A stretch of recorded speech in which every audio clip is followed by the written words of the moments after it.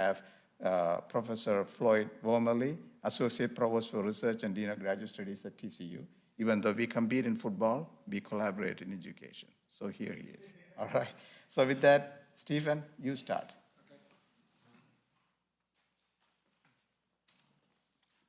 Thanks, Suku.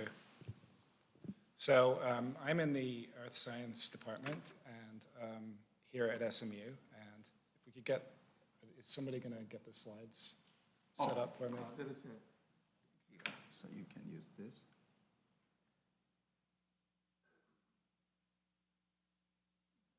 It's not moving, but I'll make sure it is moving. Okay.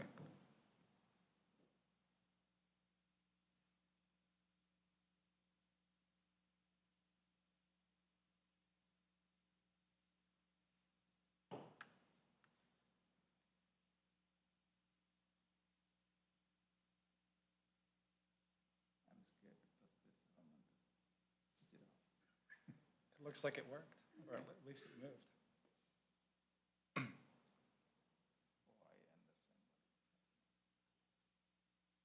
Which is yours? Yeah, those ones there.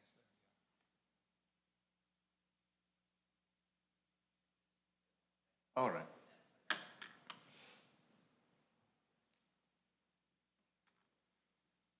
Okay, thanks. So yeah, I'm in the Earth Science Department, and my team works on using vibrations of the ground, and vibrations in the atmosphere to study both human and natural processes.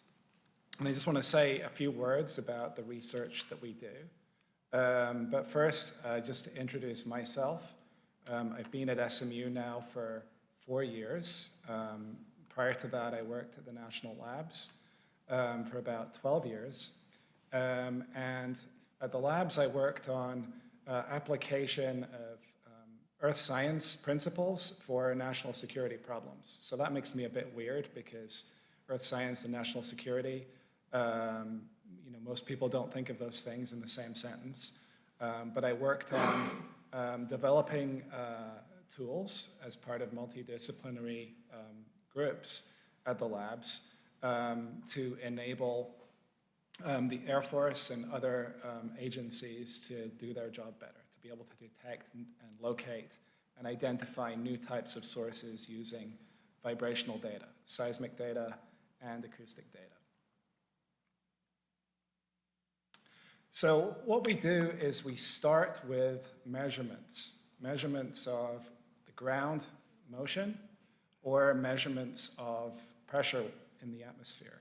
And those measurements look like the wave that you see, the white wave. And so starting from those, we want to say, we try to use those observations to say something about the source that generated them. And there's a variety of different sources that can generate these types of waves, which include natural and man-made sources. So I've got a picture of some of them here.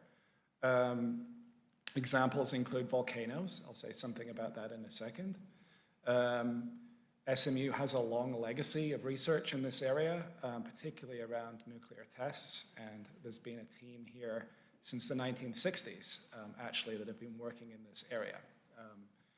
And now we're getting interested in what we can do in terms of urban vibrations. And so you can see a picture there of the Dallas skyline that I situated away from the nuclear test and close to the ocean, where I thought would be a nice place to put that one. So we're interested in a variety of different sources. And an example of a source we recently studied was the eruption of Hunga volcano near Tonga. And this was the largest eruption since the eruption of Krakatoa in 1883. And it's actually the first time since that eruption that the atmosphere has been kicked sufficiently to generate the types of waves that were generated by this event. Waves that were observed from Krakatoa with very limited instruments that were available in the 1800s, and were observed today with a wide variety of different instruments on the ground in space. A whole range of new types of observations were made. And we were fortunate at SMU to be part of a team, an international team that got a paper out in Science last year on this event. There's an audio here, which probably is better if we don't try to play it, I'm guessing. Okay, I'm not sure how is the issue, because I don't have a mouse. So anyway, the audio is a measurement of the infrasound from low-frequency sound that was generated by this volcano and was observed at the other side of Earth by one of our sensors. Oh, here it goes now. So you can see the green line moving. And in a minute, we're going to hear the sound that the volcano made, recorded on the other side of Earth.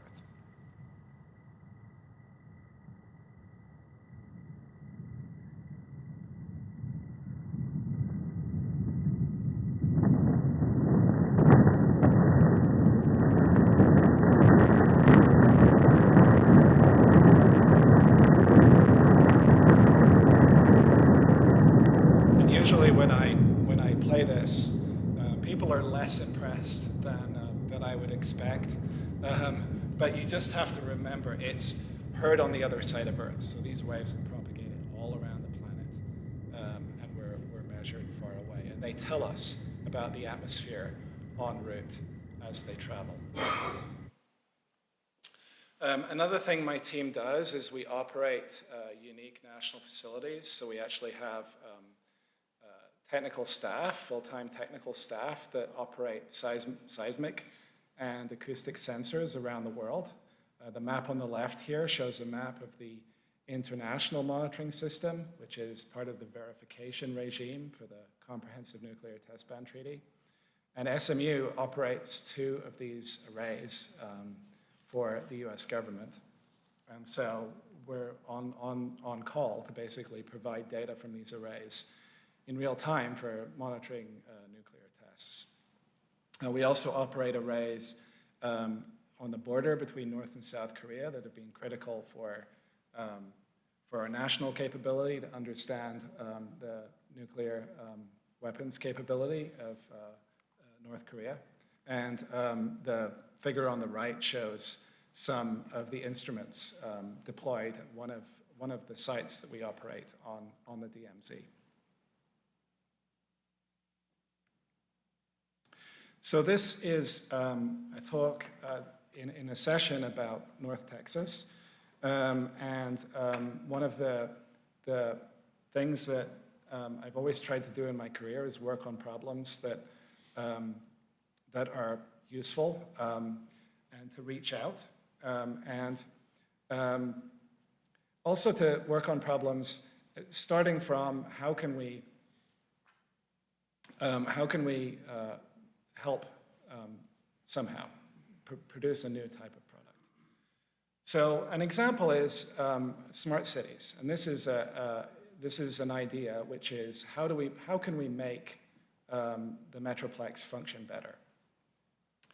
So if we start from that, well, one thing we might do is we might collect data that can be provided to decision makers, and that data can then be used to help make decisions. So an example is we might collect data on ground vibrations. And so we did this recent experiment in Plano where we converted a fiber network into a sensor, a whole suite of sensors underneath North Plano. And we recorded various things. We recorded cars driving past. We recorded people walking. We recorded storms. We recorded the presence of potholes and other things. So you can imagine that there's a richness of information in this type of data that could be provided to people. And when I think about how research works in an interdisciplinary way, it typically starts with a problem.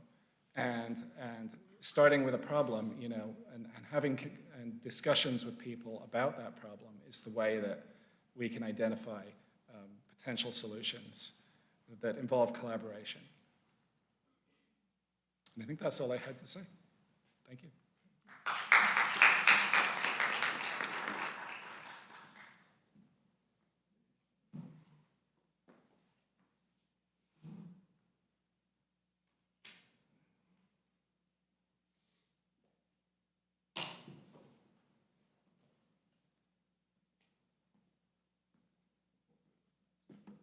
What is that? The slides.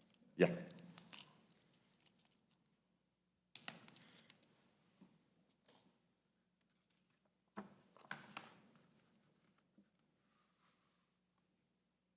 Good afternoon.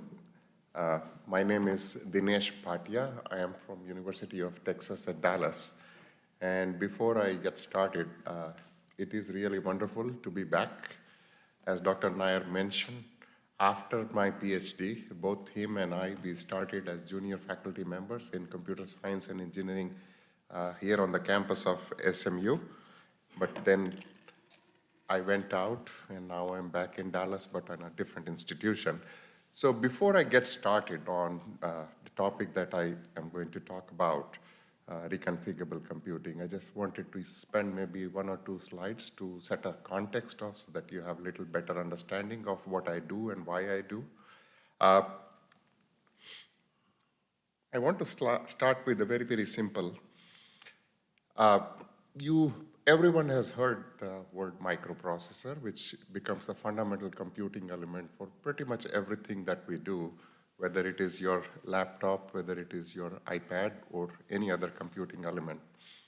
So back in 1972 is when this journey started, and Intel was one of the first companies to come up with a processor, which had only about 2,300 transistors. For better context, transistor is the most fundamental switching device that one can put in a computing element. Today, when we start talking about computing, you cannot escape by not saying the word ChatGPT. So ChatGPT, which is in everybody's radar, everybody's mind, it is running on somewhere between 10,000 to 30,000 NVIDIA Ampere GPUs. To give you the context, each of these GPUs is about 54 billion transistors. So if you do the math and you figure it out, we are running between about half a quadrillion to 1.6, 1.7 quadrillion transistors. Quadrillion is 10 to the power 15. So that's a huge, massive computing that is going on. I am also told, because these are not disclosed, that just to train the ChatGPT model, which has about 175 billion parameters, it consumes somewhere between 1.1 to maybe about 20 million kilowatt hours of energy. Okay. If you're familiar with your home bill, this is massive, massive. Crypto consumes far more. A lot of people have debated about the usefulness of crypto. It is anywhere between who you're talking to would say that crypto is useful to completely useless. But as we start embedding ChatGPT type of functions more, Microsoft has already said it will be in Office as well as Teams, and as more APIs start emerging, the energy bill around these AI applications is going to be humongous, and it is concerning. So I want to talk to you about 3 very simple fundamental issues. First one is what is called as the Moore's law, which was an empirical relation that was stated by Gordon Moore, the founder of Intel. And basically what he said back in early 70s was that in almost every 2 years, we will be doubling the number of transistors that we put in a chip. And we have been doing it very nicely to this date, and I think we will continue to do that. Then there is another somewhat similar, and during the same time, another relationship stated by Dennard. It's called Dennard scaling. And essentially what it said is that as you will make the transistors better, they will shrink and become smaller. So the power that will be needed to run the execution roughly would stay the same, which means power per unit area would not really change. And that was very interesting, and that kept us going from roughly about 1980 to about 2003, 2004, where we kept scaling the transistor to smaller geometries, but the power density roughly remained the same. The other component that affects the power is the frequency at which you operate. So we kept increasing the frequency to get better performance on the systems. And as a result, if you will remember, as you have grown up, the processors have gone from what used to be 100 megahertz to 400 megahertz to 800 megahertz to 1.2, 1.6. Something happened in 2004, 2005. We stopped. And now you don't hear anything beyond 3.2, 3.4 gigahertz, because the Dennard scaling sort of failed in 2004 because the geometry became so small and there were some other physics-related effects that were not accounted for, which now make power a bad idea. So most of the times you see now processors that are around 3.2 gigahertz, but then we started doing something different. We still wanted more performance. So what we started to do is we started adding cores. So you started seeing dual core, 4-core, 8-core processors. And that kept us going till we hit another ceiling, which is governed by what is called as Amdahl's law, which essentially says that if you can do something in unit time, maybe 2 of the drivers can probably do it in half the time, provided you can parallelize the tasks. Half the task here, half here. And you could do that. But unfortunately, in computing, what happens is there are a lot of dependencies. So after about 4 or 8 cores, we really could not do much because parallelizing the tasks really was not possible. That brings us to today. We are at a point we can add transistors, but we cannot add frequency to improve the performance because otherwise we'll burn things. These things, believe me, really get very, very hot. We cannot parallelize anymore. We are at a point where we can really get double the performance. So today, whatever is the performance, it will double in about next 20 to 22 years. And that's not acceptable. So as a result, the computing community has now moved into a new paradigm, what is called as domain-specific architectures, where we try to come up with the design of a system which is designed very specifically to the problem that you're trying to work with. And that's why you're starting to see very customized architectures for applications like deep learning, artificial intelligence, machine learning. If you have heard of something what is called as the tensor processing unit from Google, which is very specifically for deep learning, and that is what is domain-specific architecture. The idea is to build an architecture that matches exactly the computation that you want to do. It's expensive, but that's the only way to get the performance that you're looking for. However, when you do this, the dominating concern still is power. It is going to burn a lot of power. That brings to essentially what I do. So there is this area of computing called as reconfigurable computing. To keep the story short, it makes use of a fundamental device called as field programmable gate arrays, which is essentially a piece of silicon which is uncommitted to do anything, but the user can conform it and make it do anything that they want. So this is an area which I have been researching for last about 30 years. I started out with initial sort of concepts in terms of how reconfigurable computing might look like. It resulted in building of some very simple fundamental architectures. Some of that are on display. RACE was something that I did as part of my project with Air Force. Nebula was also done as part of both Air Force and DARPA.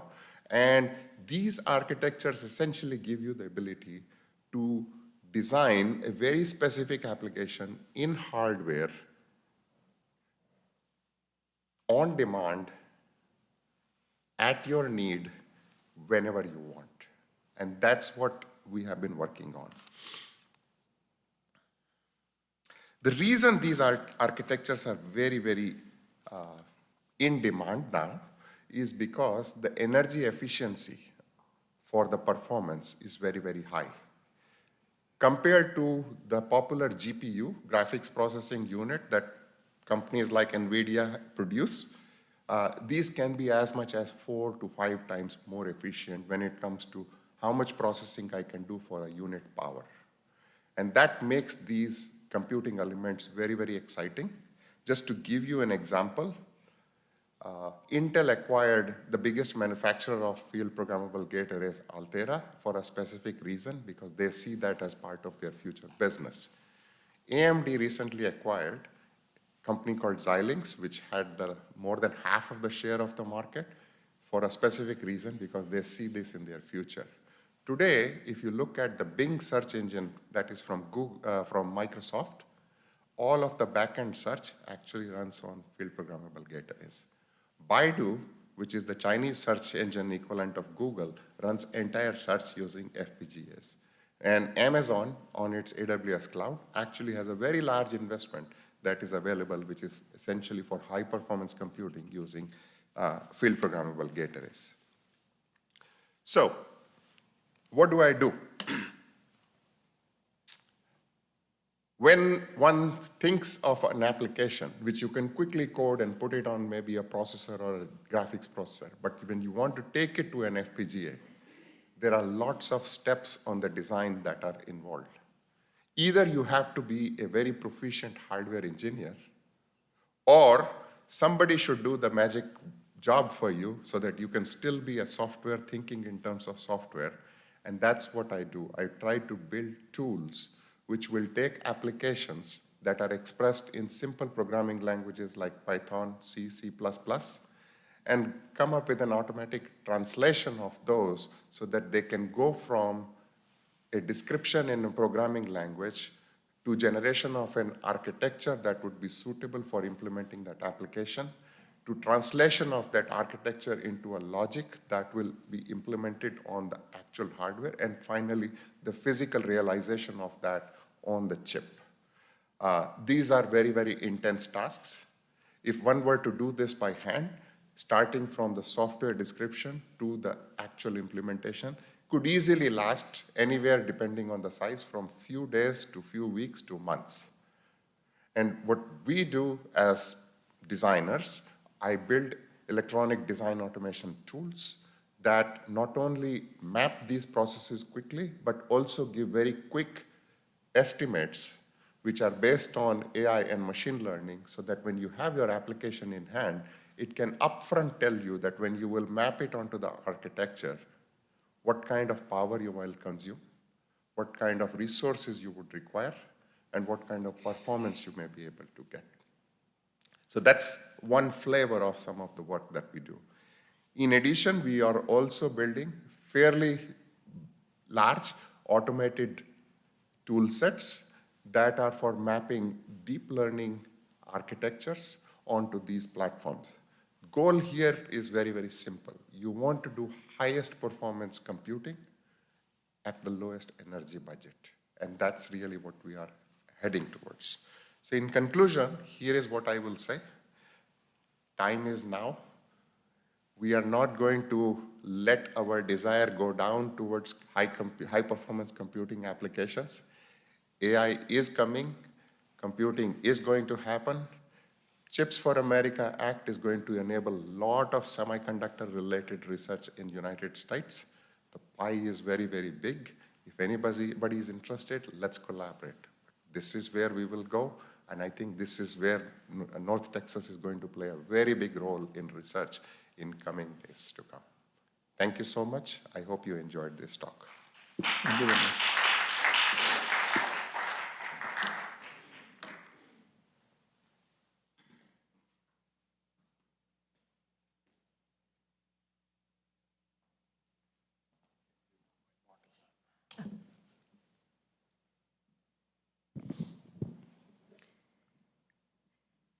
Hello. Thank you for having me today. It's a great pleasure to be a part of this panel and to make the trip up to Dallas to tell you guys a little bit about the research that I'm doing in the Baylor Behavioral Medicine Lab at Baylor University in Waco. I'm Annie Ginty. I'm the PI of the Baylor Behavioral Medicine Lab, and our lab is really focused on understanding how psychological stress predicts and relates to increased likelihood of disease outcomes, specifically cardiovascular disease. So we know from anecdotal evidence and from research that acute psychological stress can trigger a cardiovascular event. So we've seen anecdotal evidence on TV shows where a father and a son have an argument and the father keels over and is having a heart attack. This is actually also supported by large-scale research. So research from the Northridge earthquake, which struck California in the 1990s, looked at hospital admissions for a heart attack the morning of the earthquake compared to the morning before the earthquake. And they looked at 72 different hospitals across the area. And what they showed was that on the morning of the earthquake, after the earthquake struck, there was an increased risk of admission to the hospital for heart attacks. And what was even more interesting in this study is that they were able to look at hospitals that were closer to the epicenter of the earthquake, so hospitals that were close to where the most damage was done. And they showed that in those hospitals, there was the biggest increased risk of admission to the hospital for heart attack. Now, we would think with an earthquake, there would be an increased risk of admission to the hospital for trauma and other things like that, but you wouldn't necessarily think of heart attacks. That work has been replicated looking at areas that are under war with missile attacks and showing increases when high weeks of strikes of missiles have occurred with increased risk of admission to the hospital for a heart attack. And a little less maybe serious or more anecdotal epidemiological evidence, and my favorite study of all time is looking at the 1998 World Cup when England lost to Argentina on penalty kicks in the quarterfinals.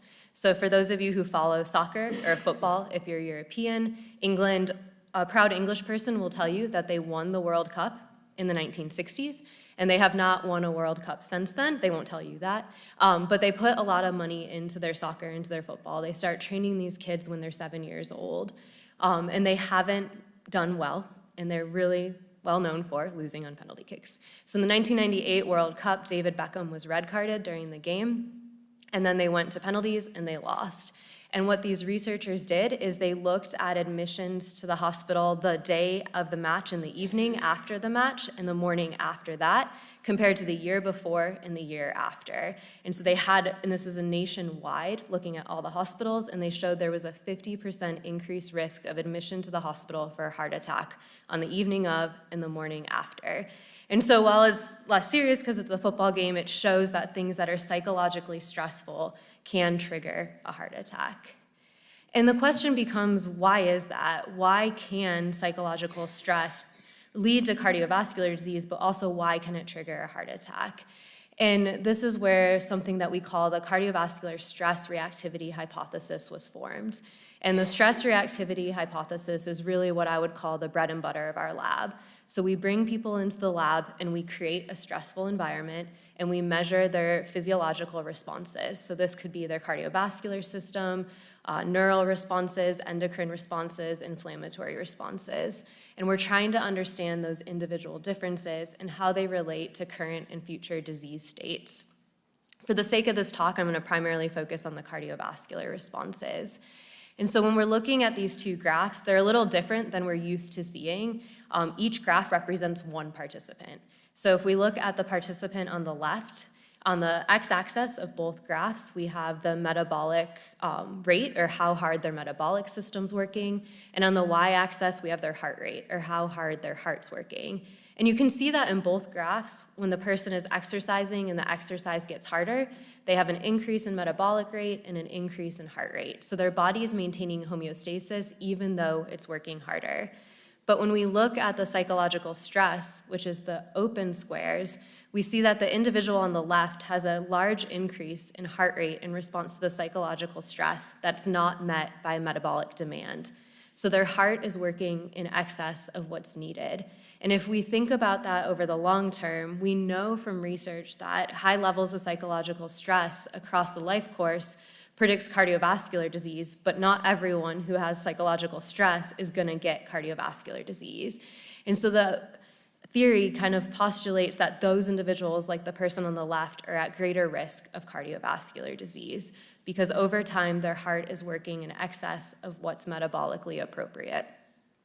And then we look at this person on the right, and when they're engaging in the acute psychological stress task, we see that their heart rate's not changing and they're metabolically coupled. And for many years, people thought that that was a good response because their heart wasn't working in excess of what was needed. I'm going to talk a little bit about why we don't think that's so good anymore. And I realized I need to take a couple steps back, and some of you may be wondering, well, how do you stress people out in the lab? So what we do is we have the people come in, we inform consent and all of that, and then we measure their activity at baseline, so looking at what their body's doing when they're just resting, and then we create a stressful situation. One of the ones that we use a lot is where people have to sit down and they're told that they have to add numbers together between 1 and 9, but they have to remember the last number set out by the tape. So if the tape said 3 and 7, they would say 10, but if the tape then said 2, they would have to say 9 because they had to remember the 7 that was previously said. That doesn't sound too bad. They're doing this while they're looking at a mirror that's about 1 meter away from themselves, watching themselves, and then there's a video camera that they're told is videotaping them and will be analyzed by body language experts to rate their levels of anxiety. There's also a large scoreboard on the wall, and they're told that every time they get an incorrect answer, they lose 5 points. And then there's an RA in a lab coat standing less than 1 meter away from them, about 1/2 meter, scoring them on the task, and they're told that they get a buzz every time they blush, fidget, or stammer, but really there's a set number of buzzes throughout the task. So that's one example of how we create it. We know we've tested thousands of people, and on average, just sitting there doing the task increases the heart rate to the rate of about 14 beats a minute.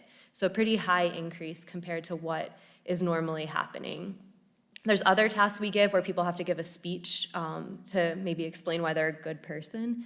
And then there's a panel of judges that is trained to not give any feedback while they're doing that, and they're also being videotaped. So we kind of create these stressful encounters in the lab to measure the physiological responses. And to recap this slide here, as I was mentioning, the person on the left is where the reactivity hypothesis really started. Those who have a high response in excess of metabolic demand are at most risk for cardiovascular disease, and the right side was ignored because it was thought that it was good. I was fortunate enough to have the opportunity to look at the first study where they were looking at these high cardiovascular responses to stress and if they predicted something meaningful in terms of cardiovascular disease. And so what we did is we looked at cardiovascular responses to that math task that I was talking about when the individuals were in their 50s, and we followed them up for 16 years. And we looked to see who did and didn't die, and if they died, did they die of cardiovascular disease? So as I tell my students, in psychology research and health research, mortality is your most definite outcome because you're dead or you're alive. So here we have the age at death on the x-axis, and the y-axis is cumulative survival. So if you're alive, you want to be at a 1 because that's you're alive, and then the drop-off is how quickly people are dying. And we can see that in the green line, the lower line, those who had high systolic blood pressure reactivity were more likely to die of cardiovascular disease over that 16-year period. So just sitting there, having measurements of your cardiovascular activity while you're doing this stage stress test predicts if you're going to die of cardiovascular disease. My lab continues to do this line of research. We're looking at subclinical cardiovascular disease, so we're starting to test individuals in their early adulthood and to understand if we're starting to see differences that could relate to mortality in the future, because we want to be able to intervene earlier so we're not getting to the point of mortality. So we're looking at things like endothelial function, non-invasive ways of measuring stiffness of the arteries. And as I mentioned before, as we were looking at the high being bad, and that's where the field sat, we've really been at the forefront of the research saying, okay, having an exaggerated response is bad for health, but if you have something like, well, say Baylor, if you have a bear chasing you, you better hope that you're mobilizing some kind of effort or energy or something in your biology to respond to that. So not responding can't necessarily be a great thing.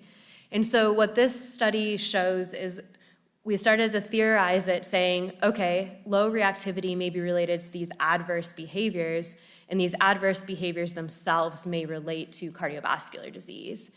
So what you see here is people who are responding to stress, and those who have low responses to stress are more likely to smoke and are more likely to be obese. And those individuals are more likely to develop calcium on their arteries. So we see through a host of studies that low responses to stress is related to things like depression, addiction, and lower cognitive function. So low responses aren't good as well. And a direction we're starting to take our lab in is to understand what are the origins of this, what's related to these individual differences in responses. And we have pretty good evidence from our lab and labs across the world showing that early life adversity plays a pretty big role in that. And so we're starting to look at a study with individuals on a reservation in Montana, American Indian individuals, to understand the interplay of early life adversity from childhood trauma and also historical loss to the people, and how that changes stress physiology and that relates to mental and physical health outcomes.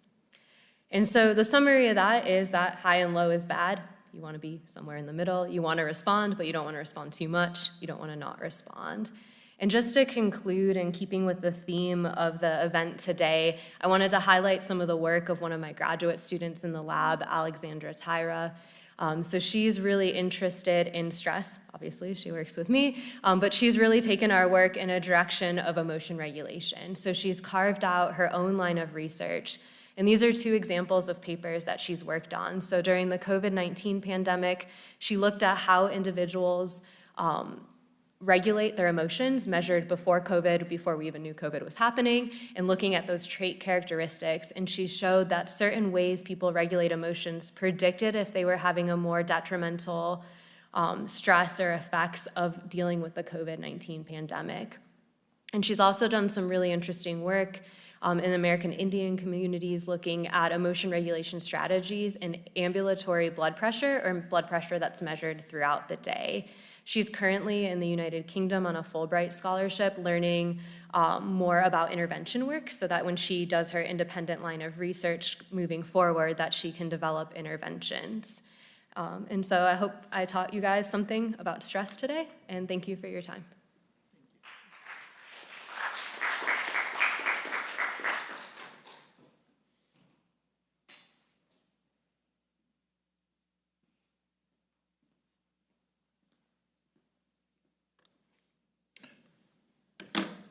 Good afternoon. Thanks to the organizers for inviting me to come to this event. My name is Ramon Lopez. I'm professor of physics at UT Arlington. And I'm going to talk just a little bit about the physics department, say something about the two areas in which I work. And UTA Physics Department, we have research in many different areas. High energy, neutrino physics, condensed matter, exoplanets and atmospheric physics, medical physics, and then space physics and physics education research. And I'm the only one who does physics education, but I'm primarily a space plasma physicist. And it's a medium-sized department, 28 tenure-track faculty, a couple of lectures, and lots of opportunities for students in all of these different areas. And our department is fairly well funded. Now, my area of space plasma focuses on space weather, which is the changes in the near-Earth space environment due to changes in the plasma environment coming from the sun. And here you see a diagram, definitely not to scale, of the sun and an erupting prominence that's going to become a coronal mass ejection, a big cloud plasma and magnetic field that will travel through interplanetary space and hit Earth's magnetosphere, which is the region of space controlled by Earth's magnetic field. There's always a magnetosphere there. There's always solar wind coming off of the sun, blowing radially out at about 1 million miles an hour, filling all the space between the planets. But occasionally there are these big disturbances, like these coronal mass ejections that will come and hit the Earth. There are also other phenomena like solar flares. Solar flares and CMEs are two different things, although they are or can be related. But it's those kinds of changes in our environment which are basically electromagnetic in nature that can affect our technology. I mean, humans evolved with space weather. and it never caused any issues, except maybe scaring some people in northern latitudes when they would see the sky on fire. But with the advent of electromagnetism and the control of electromagnetism, which is as fundamental as the control of fire in terms of our evolution, we started running into space weather. And the first big magnetic storm, the first time space weather actually had an impact on our technology, was the Carrington event of 1859 that, among other things, shut down telegraph in Europe and North America for the better part of a week. And aurora was seen as far south as Havana, Cuba, and off the coast of Nicaragua. If such an event were to happen now, it would be far more dangerous for our technology because we depend so much on space technology, but also technologies here on Earth that can be impacted by space weather. So these large magnetic clouds impacting Earth's magnetosphere cause an increase in the existing electric current systems that are flowing through our ionosphere. Those currents can be very unsteady, can cause instabilities, making it difficult or impossible to communicate by radio through the ionosphere. Natural denial of GPS lock is a really big issue. And okay, all of us have got cell phones. Mine's sitting over there. That's how I got here today, right? It's not just cell phones. I mean, if you talk to a farmer now, they program their tractors. They program them with GPS. And I saw the little carts running around delivering food. I assume they're using GPS as well. So there's all kinds of stuff. Oil drilling. I mean, that's how we're able to precisely target narrow layers of oil and gas. Those drill heads are guided by GPS. And of course, all of the military applications. And that's only one kind of thing that can happen. Those varying ionospheric currents induce currents in the ground, which can enter pipelines, our electricity grid, and that's another big potential hazard due to space weather. Those currents flowing in the ionosphere also heat the ionosphere, and the heated ionosphere will puff up, and that can cause additional drag for spacecraft. You'll remember that in February of 22, SpaceX lost 40 birds due to this effect. It wasn't a particularly big storm, and I have a place in Florida. We were there. I saw the launch. And not long after the launch, they all came back down because they were in the initial insertion orbit, but they had to get the boost up to the final orbit, and they happened to run into a small but intense region of ionospheric heating that had puffed things up and caused them to deorbit because of the increased atmospheric drag. So SpaceX is very interested now in this particular topic. And you may have seen in the newspapers the announcement of a Texas Space Initiative, $350 million.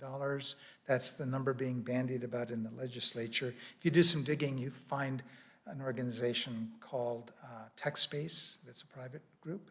And in their strategic plan, that's where that number comes from. So you can look at other things that they say in there, and they present their vision as a series of future headlines in newspapers. And one of those headlines for 2025 is the formation of a consortium of universities in Texas to deal with space technology. And so these kinds of issues are not only important nationally and internationally, but also here in the state of Texas. So the kind of work that we do, we have 4 faculty in space plasma physics. We do a lot of computer simulations of the solar wind coupling to the Earth's ionosphere and magnetosphere system, and especially a lot of modeling of ionospheric response. So we're sort of right in the middle of the kinds of things that are going to be important to Texas in the future as Texas becomes a hub for space industry in the United States. But there are all kinds of other space weather effects. There's solar flare protons that are accelerated in interplanetary space by these big shock waves that can be dangerous for astronauts and also for airline passengers. We were talking about this earlier. You can go anywhere from DFW. If you go to Beijing, which I used to do a lot, not so much anymore, you do a polar route. Now, I've never had to divert to Tokyo, but sometimes the planes do when there's a space weather event, not only for radiation hazards, but also because they lose comm. They lose high-frequency radio communication with the aircraft. They don't like that. So they divert out of the polar cap, and that causes all kinds of delays. That's just one example of the kinds of things that you get with space weather. And that's the kind of work that we study. I'm basically, well, I sell myself as a space weatherman, right? I'm fundamentally a space plasma physicist.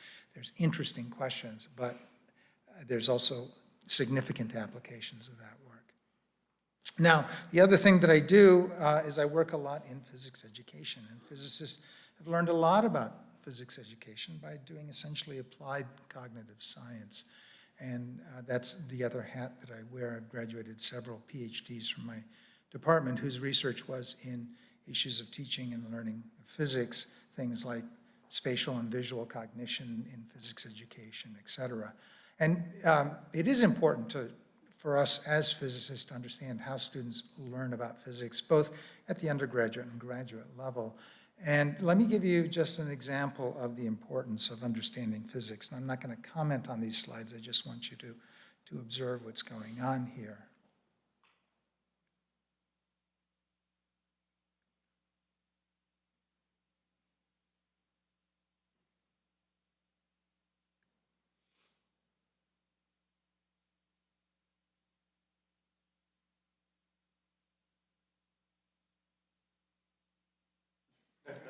Don't let that happen to you.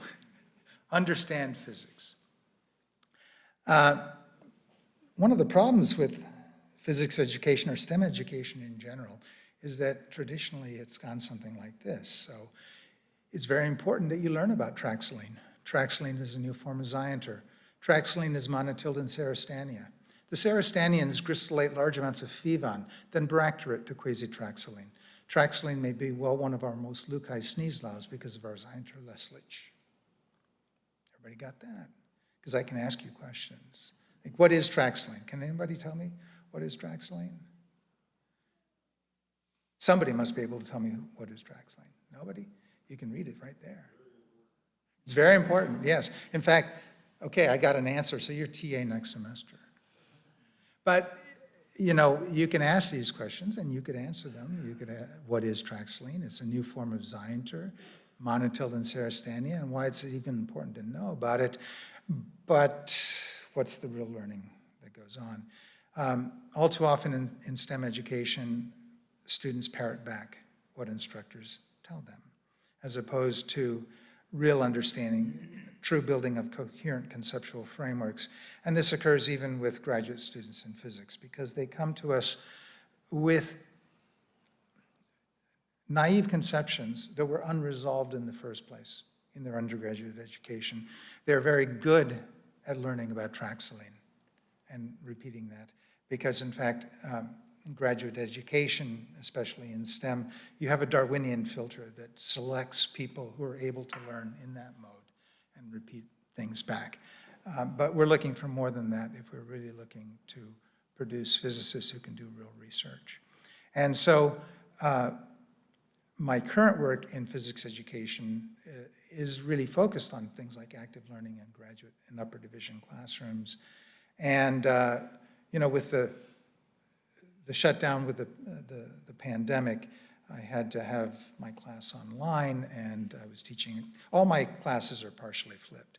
So I'm turning lemons into lemonade because I'm doing a study with multiple semesters where we had the flipped class completely virtual, and I've had 2 semesters where the synchronous part has been live, and then in the fall we'll go back to completely virtual, and then we can do a direct comparison of student performance in those sections and be able to say whether you can keep the active learning component even in a virtual setting if you structure the class in this particular way. So that's pretty much all that I wanted to say. I do work in 2 areas. I think that there's a lot of interesting work going on both in basic physics and in science education at UTA and other places. I mean, Rick here is a longtime colleague that we worked together on various projects, and I'm glad to see him here. So I'd be happy to answer any questions later that you might have. Thank you.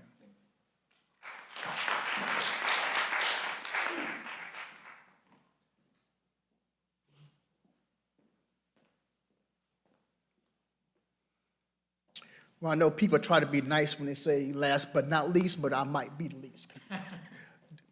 So first of all, I'd like to thank the organizers for inviting me to visit this beautiful and growing campus here in Dallas. I remember coming here years ago when I was trying to get me a cupcake for sprinkles, and I think the campus has found a way to almost double its size on the same square footage. So it's been beautiful. So what I want to do today is lift up what we're doing in our research lab as an example of some of the great work that's going on in North Texas as far as research and innovation, but also touch upon the importance of graduate students in allowing that research, propelling that research forward. And so I'm going to talk about some of the work that we do in the induction of protective immunity against fungal disease in immune-compromised individuals. And so some of you may have been watching the news. It's getting a lot in the news lately regarding fungi who are infecting people who are immune compromised in hospitals or nursing homes, and there are limited amount of drugs to treat them and so on and so forth. Or you might be watching certain series on HBO that talk about fungi turning people into zombies. And I will touch upon both of those as we talk today. And so in our laboratory, what we do is we kind of look at, in many laboratories across the globe, when they talk about disease, they all talk about the host side of things, the immune response, what makes people more susceptible to disease, or they focus on the pathogen piece. What is the pathogen producing? Is it a toxin, or is it doing something that's really causing the disease? But we kind of look at the host-pathogen interaction. If you would notice, many people are in the audience today well, hopefully you are, vaccinated against measles. So if somebody walks in here with measles and start coughing all over the place, you might go, close your mouth, but you're not going to be too scared because you're not going to get measles. But if you're not vaccinated, then you have a real problem. So that's a great example of it's not just a pathogen that you need to worry about, it's the immune status of the host. And so in our laboratory, we study that, that host pathogen interaction. In particular, we focus on host fungal interactions. And there are other labs in the North Texas regions that are doing this, whether it be at Unity Health Sciences Center or at UT Southwestern and other places. And so when I'm not co-starring in The Last of Us on HBO, and it takes a lot of makeup for me to look like I don't look now, I try to continue in my role in running a research lab as well as my administrative role at Texas Christian University. And so one thing that we do is we try to develop vaccines or immune therapies to combat fungal infections. As you know, there are vaccines against viral infections, there are vaccines against bacterial infections, but there's not one vaccine clinically available to treat fungal infections. So we're going to protect ourselves from this fungal zombie apocalypse. That's what our lab is trying to do right there. Also, we're looking for different targets of fungi that we can design drugs against. What people hopefully recognize is fungi are kind of like us, and that there are many of the mechanisms that fungi use to grow and replicate that we use ourselves, and so versus bacteria, which have different mechanisms. So you can't really target the same things in bacteria that you do in fungi, because then you end up poisoning yourselves. And also we look for how do we define the mechanisms for inducing protective host immune responses against infection immune compromised hosts. And so we've done a remarkable job of figuring out how to induce protection in people who are immune competent. But when you have a person who was immune compromised and the mechanism for inducing protection is the mechanism that they're deficient in, how do you do that? So that's what we kind of focus on in our laboratory. And so I am a crypto expert. Now, when I say that to my friends at the business school, they think that I know about crypto, and the answer is no. I invest in dollars, Benjamin Franklin, so on and so forth. But I study Cryptococcus neoformans, which is a fungal pathogen what some people call an opportunistic pathogen. Okay, and Cryptococcus is in the environment, it's everywhere. If you go to McDonald's, if you mowing your lawn, you're probably breathing in Cryptococcus. Most of you have signs that you're been infected with Cryptococcus by the time you're 5-6 years old. But you typically don't die of Cryptococcus if you're immune competent. You die of natural causes like alcoholism, drugs, things such as that. And so what happens is if you breathe these things in your body, into your lungs, your body gets rid of it. However, if you are immune compromised, and particularly if you have a deficiency in CD4 positive T cells, which is the arm of the immune response that is basically killed off if you have HIV/AIDS, it can cause a lung pneumonia. It grows in your lungs, causes pneumonia-like symptoms, but it also has a unique predilection to go from your lungs to the brain to cause fungal meningitis. And many people, this is how it presents itself, and many people die from this. Again, the predominant population of people going to die from this are those who are immune compromised.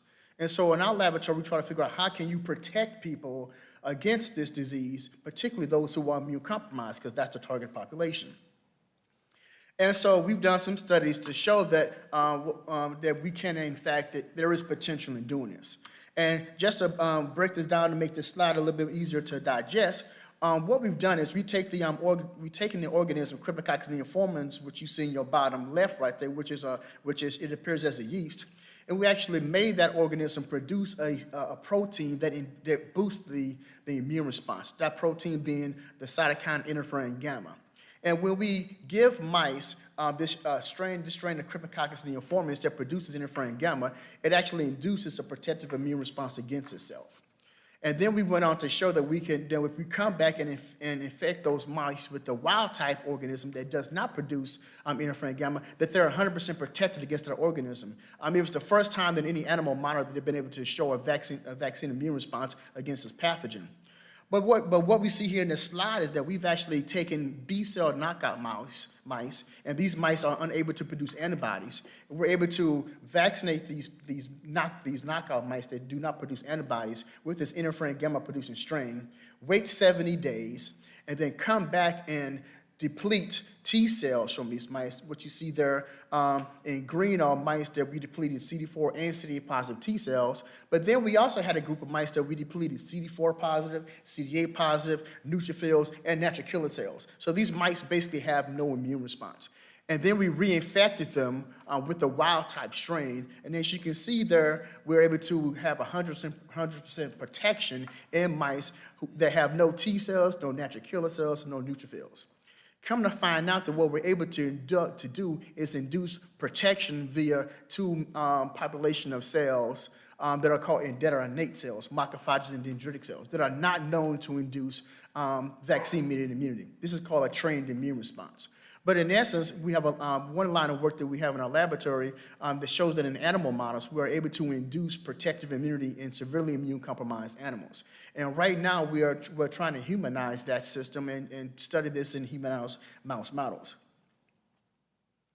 The other thing that we do is we kind of study this thing called Cryptococcus-related immune reconstitution syndrome. What happens is that you have individuals who show up, take a HIV test, come to find out they're HIV positive.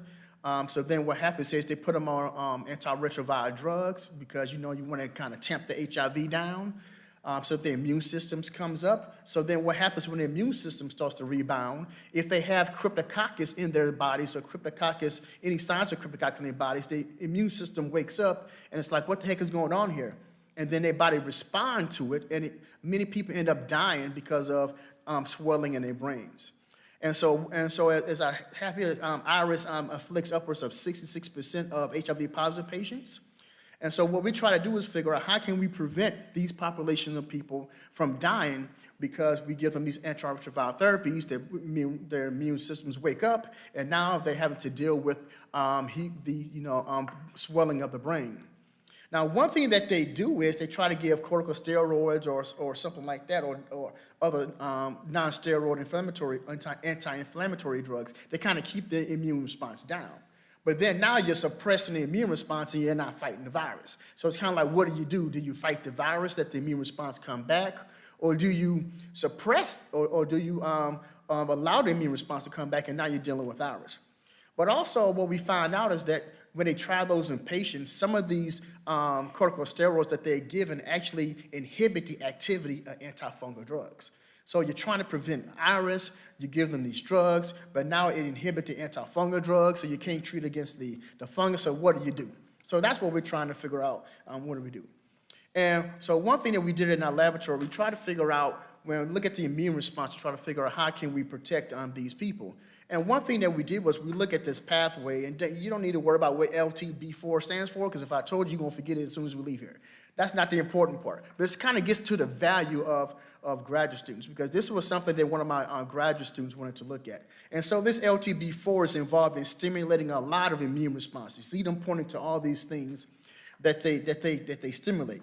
And so we wanted to figure out what would happen if you were to block this pathway. So therefore, you suppress these immune responses. What would happen in an animal model system in where you do not have this pathway, but they get cryptococcus? The first thing we thought was going to happen is that, of course, they have no immune response, they're going to do worse.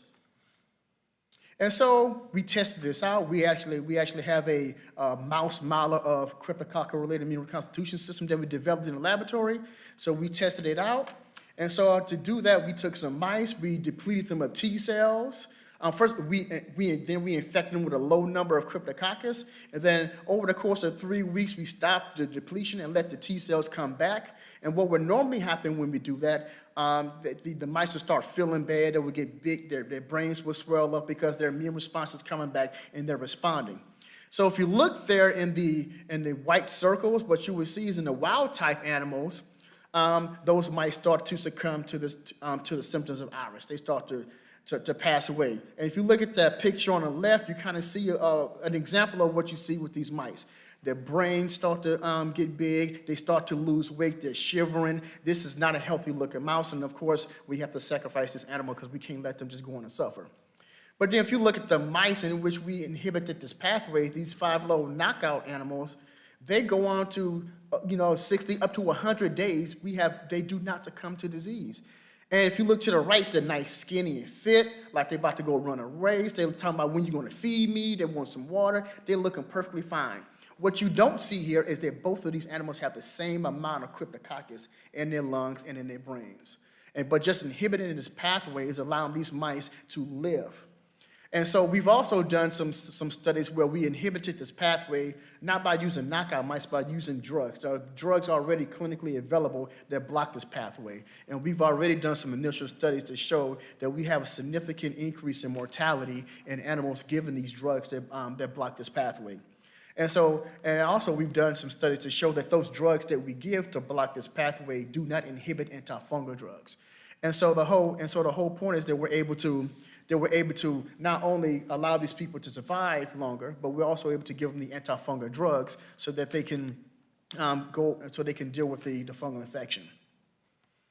Now, I have here that graduate students are the linchpin to the research enterprise. As you can see, I just have some examples of some of my papers, and I've underlined all the graduate students who took part in this. They spearheaded this, they do this, they write their papers, they allow me to go teach and do my administrative stuff while they're in the lab. But it's very important that we don't, I have at the top, mini-me. It's very important that we don't try to create mini-me's in our laboratories. We need to make sure that we are educating our graduate students for the careers that they want, not the career that we chose. So it's not just about making assistant professors, it's to educate them if they want to go to nonprofit organizations, if they want to go to industry, so on and so forth. And with that, I just want to acknowledge the people who fund our research, the Army, the NIH, the DOD, and just thank you for the opportunity to present today. Thank you very much.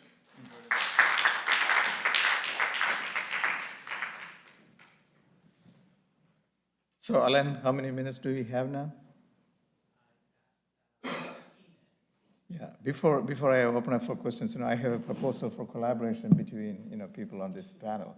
Annie, you want your students to be stressed? I would ask Ramon to teach them what is a tracks?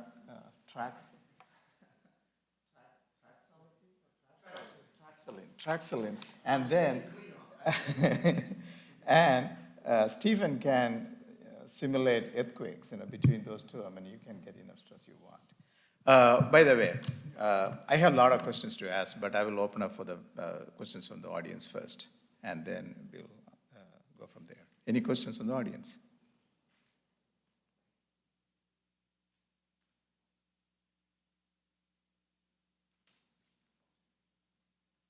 Hi, thank you so much. Those were amazing talks about really deep research that graduate students are participating in. It blows my mind what y'all are able to achieve. I'm Robin Poston, Dean of the Graduate School with the Moody School of Graduate and Advanced Studies.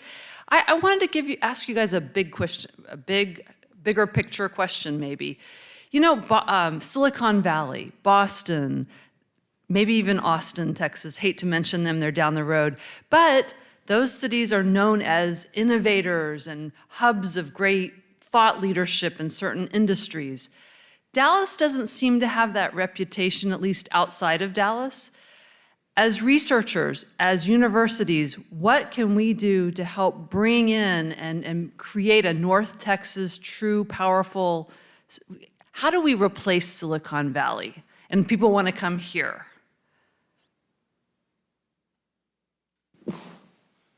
Well, I think that one thing that we may want to consider is, do we want to replace Silicon Valley? Do we want to be Silicon Valley?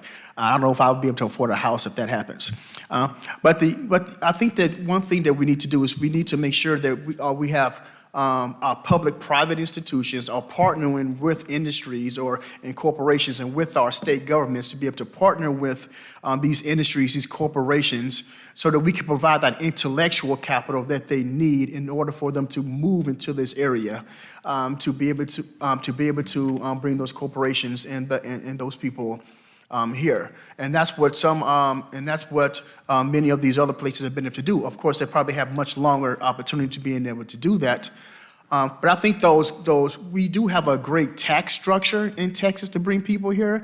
When they come here, what they want to know is that we also have the intellectual pieces of where our universities come into play at, and that we are educating them for those careers in artificial intelligence, machine learning, and biomedical sciences, all the things that you're working on here at SMU and all over North Texas and our other institutions. But I think it's those partnerships, having an enriched environment to support what they want to do.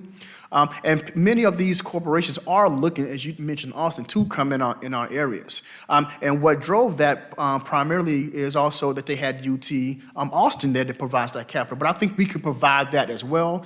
Also working with U.S. military as well. As you know, the Department of Defense have opened up NSA in different regions. They opened up cybersecurity in different regions. And Texas is actually taking the lead in a lot of these different things.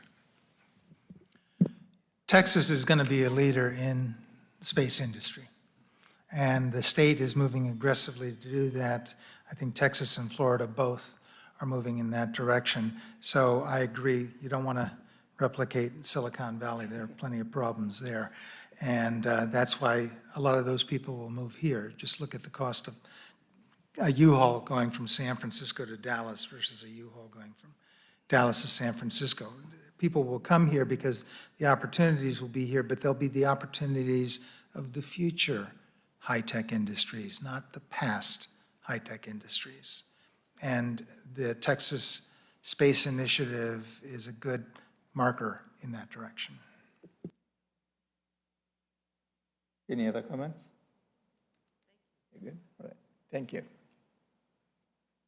Victor Fishman with the Texas Research Alliance. Hello to all of you. Hello to the folks I know in the audience.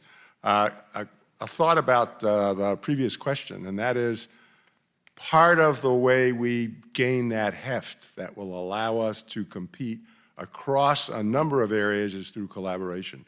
And so what Suku and SMU are doing here is just the perfect model for how we build and organize in order to attack very large problems. So one of the things that I'd like to see, and is happening much more frequently than it has in the past, is our universities are collaborating on regional proposals. And that gives us an advantage that any one of our universities individually does not have. An example of that, and Suku knows about this, has to do with the program that we bid on, or we proposed to the National Science Foundation for a logistics innovation engine. Okay, and we had UT Dallas, SMU, UNT, UTA, and 2 universities out of Southern Oklahoma on that proposal. And we were just notified that we were being recommended for funding, pending our answers to some what I consider trivial questions. I don't even know why the reviewers ask them. But in any event, we're very hopeful about that. And that would be a planning grant for $2 million. If we're successful in the implementation, it's $16 million a year for 10 years. So those are the kinds of things that we want to go after. Artificial intelligence, the SMU is a key contributor to the infrastructure for that in the region. So we've got to bring ourselves together across our universities in order to build the capability that will allow us to get an AI institute focused on items that are of interest to us. So I'm very excited about the role that you all are playing here and very pleased to be helpful in that regard. Thank you, Victor. Thank you. Rick Duschel.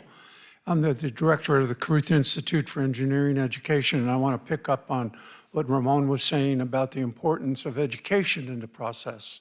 With the rapid speed through which discoveries are being made, the new areas of science, we have a big challenge on our hand, and that is the crafting of new curriculum materials, the crafting of teacher professional development programs. As we begin to think about machine learning and AI, I was part of a team from SMU that participated over at a conference last week at University of Texas, Arlington, to look at machine learning and AI applications. And I personally understand how much I need to learn in terms of adapting the programs that I want to bring to children. And that's what I do. I'm an out-of-school educator right now in my career here. I talk about youth as opposed to students in classrooms. And we want to try and supplement and complement in ways that can help children in their academic year programs. We can do that much, much better when we have a deeper understanding of what you're doing and how you're doing it. And we need your participation. Your graduate students perhaps need to get involved in some of our programs and working with students who are in high school and middle school and elementary school. Yeah, excellent points. Any comments from the panel? Yeah, I want to comment on that because the UTeach program was started at University of Texas at Austin, and it has been spectacularly successful at recruiting and retaining STEM majors in high school teaching. And here in North Texas, we have 3 successful UTeach programs. I'm the co-director of the UT Arlington UTeach program. We have one at UT Dallas, and we have one at UNT. And just a couple of weeks ago, we celebrated our 300th graduate. Actually, it'll be more than 300, but that will graduate this spring. So that's 300 science and math majors who also have followed this UTeach track so that they're certified to teach when they graduate. And the model for teaching within UTeach is very much this active learning kind of model. And we need to have that kind of infrastructure to support the research. You have to have students who are ready to go to university and to be successful in university, and then either to go on to industry after their university degree, their bachelor's degree, or to continue on for postgraduate education. So all of that really does begin with the work in the schools and making sure that we have got a highly qualified, well-trained teaching workforce. Yeah, please. Yeah, so another point I wanted to add to that, at the national labs, people were asking where can they find students with the necessary skills to tackle today's problems. It was very hard because we were looking for students that knew about earth science and also knew about computer science, students that could talk, about interdisciplinary problems. And that's why I think, events like the graduate poster session that we had yesterday, and events like this that bring together people with different backgrounds is so important because, these are where the problems are going, and that dialogue has to happen. Yeah. So after a talk like this, once I asked Stephen, is it more difficult to teach a computer scientist earth science or an earth scientist computer science? His answer was, obviously, it is more difficult to teach a computer scientist earth science. Joking aside, can I make one comment before your question? Just connecting the education and your question. Dean Stephanie Knight is here from the School of Simmons School of Education. When we are working on the Build Back Better proposal, in one of the Zoom calls, I vividly remember somebody made a remark that we have Silicon Valley, we have the biotech valley or whatever region in Boston, and then DFW is going to turn out to be the education corridor.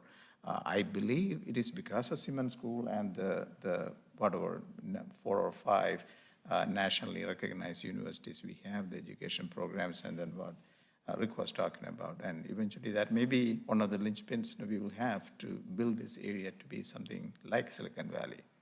Yeah, please. Hi, my name's Alexis. I finished my PhD here at SMU last year. Now I'm a postdoctoral research associate in computational chemistry. Still here because I love SMU. And my thought is I come from South Texas, so I'm an alumni from the University of Texas, Rio Grande Valley. And I got a scholarship, came here to a conference and learned about the PhD program and came to SMU. And since then, I've been writing multiple grants that have got denied, but because I want to, I have this idea for a bridging program between universities because where I'm from, there's a big economic disadvantage and obviously disadvantage in opportunities, but the brilliant minds are there. So though we're talking about North Texas, we should also think about collaborating with universities in South Texas, because it's mostly a lack of resources, like supercomputers and stuff like that. But I think it'd be good to collaborate on both ends because then those students can end up here. And also, recently, another proposal, I proposed to teach my discipline to students in South Dallas, where there's a larger economic disadvantage in that area compared to North Dallas. So we'll see what they say, but I also have developed kind of a curriculum that I think could be applied to teach high school students and even middle school students about computational chemistry, which is math, engineering, chemistry, and coding, and physics. But I think it's possible to do that at an age prior to the average age people get into university. I think it just depends how we teach them. And obviously the biggest thing is resources. So my question, I guess, is do you think collaborating like with South universities in South Texas would be a potential idea for you all? Excellent question. We had a joint PhD program with the physics department. It started when it was still UT Brownsville. Yeah. And continued as UT Rio Grande Valley. I actually was the point person for that collaboration. They have now their own PhD program because that was always the intent, was basically to work with them to build capacity so that they could have a PhD program. So actually that kind of thing is going on. And any faculty member who is in the UT system has access to the Texas Advanced Computing Facility, TAC, at UT Austin. We run codes there. Yeah. And so there are a lot of state resources available to the UT system, and the kinds of things that you're talking about are happening. It's great that you're getting involved with trying to take your research and your discipline to kids in high school or middle school. However, I would caution you to work with people who understand schooling at that level and to approach it in a scholarly fashion, do experiments, do research. And I'll tell you that, middle school students are really quite different Yeah. than high school students. And they can do a lot of things, but there are things that they can't quite do. And so you have to be careful that you're not too far Yeah. is referred to as zone of proximal development for a student. What is accessible to a student from their given place. Yeah. So do a lot of experiments, do a lot of talking with teachers, work with some kids, and really try to get at what do the kids understand. Don't let Yeah. them parrot backtrack Celine to you. I guess may interrupt. you did mention TAC. So one thing is compared to the supercomputer here, TAC has a limitation onto how much memory you can apply. So for other universities like in South Texas, they cannot conduct as complicated calculations because of limitation. So then they're less likely to have some major publications because you're not able to do high-level theory calculations. So that's kind of one disadvantage. But they do have TAC. It's just something I've noticed. If I may interrupt, we are running out of time. Great panel, thank you so much. And if you have any other questions, please stay around for a few more minutes. The panelists hopefully will stay around and they can answer the questions. Thank you again all for coming, and then well done. Thanks.